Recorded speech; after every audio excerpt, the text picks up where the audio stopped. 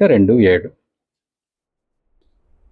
క్రీస్తు యేస్సునందు మనలను ఆయనతో కూడా లేపి పరలోకమందు ఆయనతో కూడా హల్లెలూయా. ఇది జరిగేదా, జరుగుతున్నదా, జరగబోయేదా?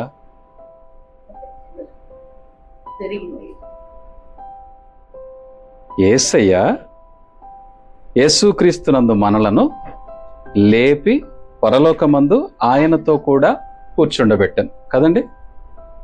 అంటే కంప్లీట్ అయిన వర్కేనా కదా. సో ఇప్పుడు మనం ఆలోచించాల్సిందేంటి, దేవునితో పాటు కూర్చుండబెట్టేటువంటి స్థానంలో మనం ఉంటే మనం ఏ స్థానంలో ఉండి ప్రార్థన చేస్తున్నాం?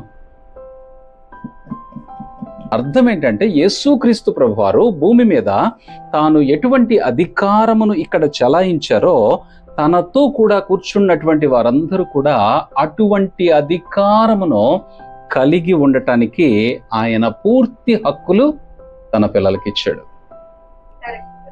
నువ్వు ఎలా ప్రార్థన చేయాలో, నీకు అసలు ఏ అధికారం ఉందో, నువ్వు ఏ స్థానంలో ఉన్నావో తెలుసుకోకుండా ప్రార్థన చేస్తున్నావు.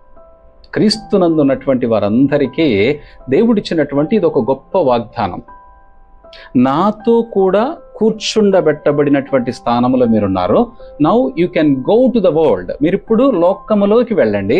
నేను మీకు ఏదైతే అధికారం ఇచ్చానో ఆ అధికారమును ఉపయోగించి మీరు ఈ లోకములో జీవించండి అని చెప్పాడు. అందుకే పేతురుతో పాటు అతనితో ఉన్నటువంటి 10 మంది, అలాగే ఆ తరువాత సువార్తను విశ్వసించి క్రీస్తు కొరకు పనిచేస్తున్నటువంటి మొదటి తరము అపోస్తులందరూ, విశ్వాసులందరూ కూడా ఆ స్థాయి సామర్థ్యాన్ని కలిగి ప్రార్థన చేశారు. వాళ్ళ ప్రార్థన అంటే ఏంటి? చెరసాల తలుపులు పగలగొట్టు, వారిని బయటికి తీసుకురా. అంటే వాళ్ళ ప్రార్థనా సామర్థ్యం ఏంటో, మన ప్రార్థనా సామర్థ్యం ఏంటో మనం ఆలోచన చేయాలి. ఇంగ్లాండ్ దేశంలో ఒక దైవజనుడు ప్రార్థన చేస్తే ఇంగ్లాండ్ దేశపు రాణి సింహాసనము అదిరిందని చరిత్ర చెప్తాం. అందుకే మనం ఏమని ప్రార్థన చేయాలంటే, మన సమస్యలకు ఆటంకముగా ఉన్నటువంటి వ్యక్తులను కానివ్వండి, మన కంటికి కనిపించినటువంటి దురాత్మ శక్తులను కానివ్వండి, యేసు నామములో ఆజ్ఞాపించగలిగేటువంటి అధికారముతో ప్రార్థన చేయాలి. సో దేవుడు అధికారమునిచ్చినప్పుడు అధికారమును ఉపయోగించి ప్రార్థన చేయాలి. అధికారహీనులుగా ప్రార్థన చేయకూడదు. ఇప్పటి వరకు ఎలా జీవించామో, మనల్ని ఎలా దేవుడు మనల్ని నడిపించాడో, మన ముందున్నటువంటి మన జీవితము కూడా దేవుడు తాను మన పక్షంగా ఉంటే ఎలా నడిపించగలడో ఆ అభిప్రాయము కలిగినటువంటి వ్యక్తులుగా మనం ఆయన సన్నిధిలో ప్రార్థన చేయాలి. నీ ప్రార్థన దేవుడు జరిగించాలి తప్ప నీ ప్రార్థన నీకు ఇవ్వబడినటువంటి దేవుని అధికారమును బట్టి నువ్వు చేసేటువంటి వ్యక్తిగా ఉండాలి. దేవుడు నీకు ఇచ్చాడు అధికారం. ఏ అధికారం ఇచ్చాడు? ఆయనతో పాటు కూర్చుండబెట్టినటువంటి అధికారాన్ని ఇచ్చాడు. సో ఇప్పుడు క్రీస్తుతో కూడా నువ్వు కూర్చున్నటువంటి అధికారాన్ని క్రీస్తు నిమిత్తము, క్రీస్తు యొక్క సామర్థ్యమునకు లోబడి నువ్వు ప్రార్థించే వ్యక్తిగా ఉండాలి. అంతేగాని నీ సామర్థ్యాన్ని బట్టి ఇప్పటి వరకు ప్రార్థన చేశాను కాబట్టి ఇప్పటి వరకు ఏం జరగలేదు అని ఆ డెఫినిషన్ నీ లోపల పెట్టుకొని ఇప్పుడు ప్రార్థన చేస్తున్నావు. ఏం జరుగుద్దిలే, కాకపోతే అడగమన్నారుగా, ప్రార్థన చేయమన్నారుగా, ఇప్పుడు కూడా ఒకసారి చేద్దాం. ఏమవుతుంది ఈ ప్రార్థన? అసలు ఆ అధికారము కలిగినటువంటి ప్రార్థన ఏది? నీకు ఇచ్చిన అధికారం ఏంటి? You are nothing but you are a king. నీవు రాజు అని రాజ్య అధికారాన్ని దేవుడు నీకు ఇస్తే నువ్వు ఏ అధికారంతో ప్రార్థన చేస్తున్నావో ఆలోచన చేయి. సహజంగా మన ప్రార్థన జవాబు రాకపోవడానికి కారణం అదొకటే. మన దేవుడు మన పక్షంగా ఉన్నాను అని చెప్తే మనం దాన్ని నమ్మటం లేదు. యేసు ప్రభువారు ఏం చెప్పారు? వెళుతూ నేను మీకు ఆదరణకర్తను అనుగ్రహించి వెళ్తాను.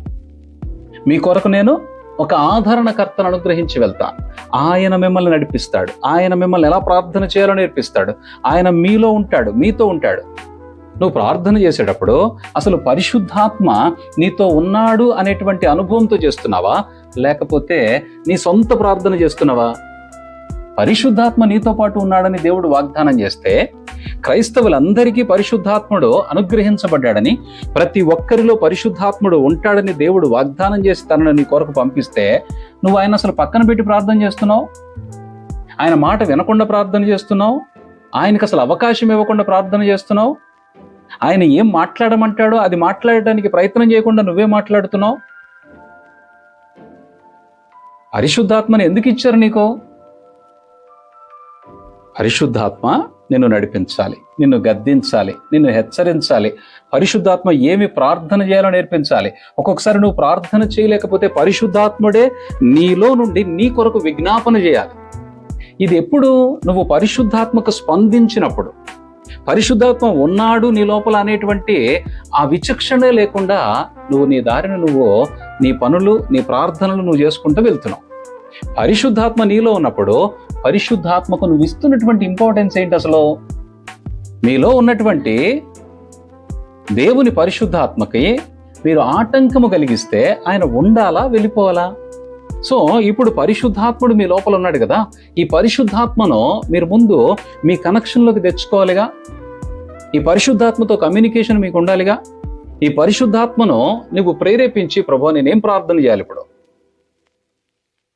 నేనేం అడగాలి, అసలు ఎలా అడగాలి? ఇప్పుడు వరకు అడిగాను, ఏది కాలేదు. ఇప్పుడు అడిగితే ఏమవుతుంది? అడగకపోతే ఏమవుతుంది? అసలు ఏం అడగాలి, ఎలా అడగాలి? అడగటానికి, నేను అడిగిన వాటికి జవాబు రాకపోవడానికి కారణం ఏంటి? కనీసం ప్రార్థన ఎలా చేయాలో నేర్పించండి అయ్యా. శిష్యులు యేసు ప్రభు వారిని అడిగారు కదా, అయ్యా ప్రార్థన చేయడం నేర్పించు. ప్రార్థన గురించి ఆయన ఎన్ని విషయాలు చెప్పాడు. సో ఇప్పుడు ప్రార్థన చేయడానికి నీతో పాటు పరిశుద్ధాత్ముడు ఉన్నాడు. పరిశుద్ధాత్మకి నువ్వు అవకాశం ఇవ్వటం లేదు. ప్రార్థనకి చాలా ప్రాముఖ్యత ఉంది. ప్రార్థన ద్వారా నువ్వు భూమిని తలకిందులు చేయగలిగేటువంటి సామర్థ్యాన్ని దేవుడు నీకు అనుగ్రహించాడు. కానీ ప్రార్థన ద్వారా మన ఇంట్లో ఉన్న పరిస్థితులే తలకిందులు కావట్లేదు, మన పరిస్థితులే మన స్వాధీనంలోకి రావట్లేదు. మరి మనం ఏం చేస్తున్నట్టు?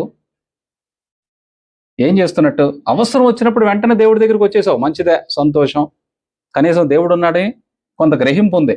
కానీ నీ ప్రార్థనకు నీకు కావలసినటువంటి జవాబు రాకపోవడానికి ఏదో కొంచెం వ్యత్యాసమో, లేకపోతే ఏదో జరగకపోవడానికి ఏదో కారణం ఉందనేది గ్రహించాలిగా. ఆ కారణం ఏంటో గ్రహించాలి కదా. మనం గ్రహించకపోతే మన ప్రార్థనలో మనకే విసుగు పుట్టిస్తాయి. ఒక అద్భుతం చూసి తీరాలి మనం. ఆ అద్భుతాన్ని చూడకుండా సంవత్సరాల తరబడి ప్రార్థన చేసి నువ్వు ఎవరికి ఏ సాక్ష్యం చెప్తావు? అసలు ఏదో ఒక సాక్ష్యం నువ్వు చెప్పాలి. ఆ సాక్ష్యం ఏమై ఉండాలి? అవతల వ్యక్తి సమస్యకు పరిష్కారం చూపించగలిగేటువంటి సాక్ష్యం అయి ఉండాలి.